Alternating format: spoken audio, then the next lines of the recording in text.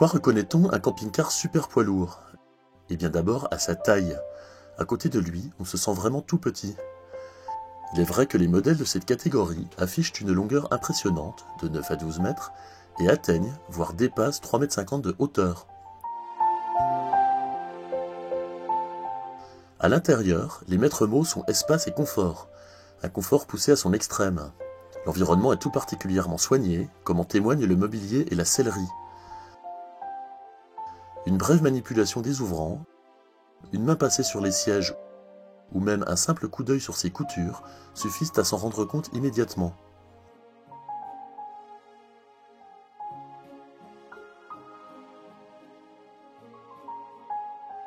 Un autre point qui différencie un super poids lourd d'un camping-car traditionnel, c'est la salle d'eau.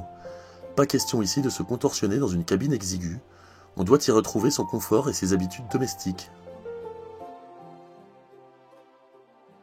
Mais ce qui distingue peut-être le plus ces modèles ultra luxueux, c'est le poste de pilotage, un endroit privilégié pour conducteurs exigeants. Attention, cela ne tient pas uniquement à la position de conduite très en hauteur, au confort des sièges à suspension pneumatique ou à la visibilité frontale exceptionnelle, mais surtout au fait que vous profitez là du châssis et du moteur d'un vrai camion, avec les sensations de conduite qui vont avec. De quel châssis s'agit-il? Eh bien pour les plus gros modèles, vous aurez le choix entre l'Iveco Eurocargo et le MAN. Ceux-ci sont équipés de mécaniques 6 cylindres de 250 chevaux qui font entendre un joli ronflement. Une mélodie dont vous n'aurez peut-être pas le loisir de profiter pleinement, car sur route, ces engins sont limités à 80 km/h. Qu'à cela ne tienne, la solution sera peut-être alors de sortir la voiture de son garage.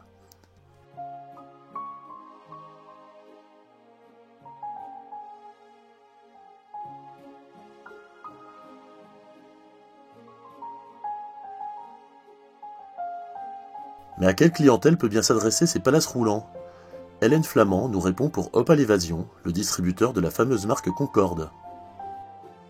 On a beaucoup de clients dont le point commun était surtout l'envie de se faire plaisir et la joie de vivre. C'est tout bête, mais on a fait un club pour ça. Et c'est vraiment des gens qui sont très simples, qui ne se prennent pas la tête. Bien entendu, on a beaucoup de jeunes retraités actifs, qui est notre principale clientèle, disons. Et après, il y a des sportifs, des actifs.